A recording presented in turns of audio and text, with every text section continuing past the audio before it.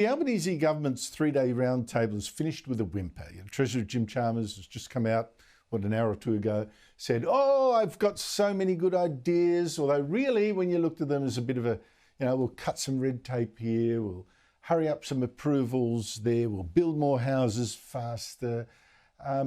Lots of motherhood statements with few details, like, oh, we'll make taxes fairer, but how? That's the big one. If there was one clear proposal, it was this: a road user tax, another tax. But how about cutting taxes instead, like the very high taxes on business that is driving so many big companies now to go invest overseas instead? Because I want to now show you something. It's the most frightening picture in the news today. It's the bosses of two of our mining giants with Donald Trump. There's the bosses of Rio Tinto on the left there, the boss of BHP on the right, he's the guy right next to Trump. And they are there because Trump does what our leaders will not. And he pushes extremely hard to get mining projects started. And Rio and BHP want one of those projects, a massive copper project in Arizona, Resolution Copper it's called. And Trump says he is not going to put up with nonsense of the kind we see here from environmentalists and traditional owners trying to block it. And note this, that BHP CEO, Mike Henry, was there. 2 days ago said BHP was, in the meantime, looking to get out of its coal mines in Queensland. And why? Because greedy governments here were taxing them too high to make it worth it, an effective tax rate of more than 60%. Join me every Thursday as Nationals MP Barnaby Joyce, the former Deputy Prime Minister. Barnaby, great to see you. How many big companies, have now been warning that they are being forced to invest more overseas? Gina Reinhardt, she's warned this for ages. And now look, Barnaby. Well, what we're doing, obviously, is making our nation poorer. And what we are seeing that is money is fungible. That is, it can go to different places. And what we understand, and what people should understand, is you have to take something through a capital expenditure process to the board. You have to say, if I invest in Australia, the return to the company is this. If I invest in the United States, it's that. If I invest in Chile, it's that. If I invest in the Cameroon, it's this, but these are these risks. And what happens on behalf of the shareholders is they take the one that has the biggest return and the lowest risk, and that's not Australia. And that means that the money goes to the United States of America, the jobs go to the United States of America, the tax revenue from the success of that project goes to the United States of America, and our debt gets bigger and we become weaker, and the United States of America says, well, congratulations, you idiots, you're the ones who wrapped yourself up in red tape, black tape, green tape, every tape, and we just took the projects off you. Yep, I think Donald Trump, being so pro-business, is going to suck a lot of business out of Australia, and it's all our fault. Oh, they're already doing it. It's already doing it. Yeah, I know it's already doing it. I've seen it. Tonight, Barnaby, Sharry Markson's got an exclusive interview with the Israeli Prime Minister, Benjamin Netanyahu, right after my show. He's going to give Anthony Albanese another blast, calling him a weak leader as being cheered by terrorists. Is he right to get so personal? Well, personally, I would prefer that they did not do this in public. I can absolutely understand where President Netanyahu's coming from.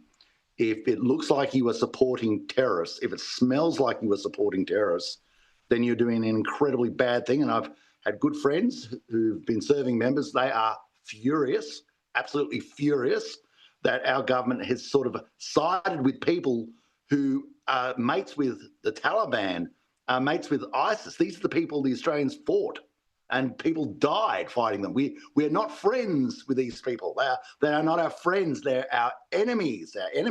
They kill people. They started a war. That's why there's a war going on over there. They've murdered people and raped people and still have people locked up underground. They're starving them to death.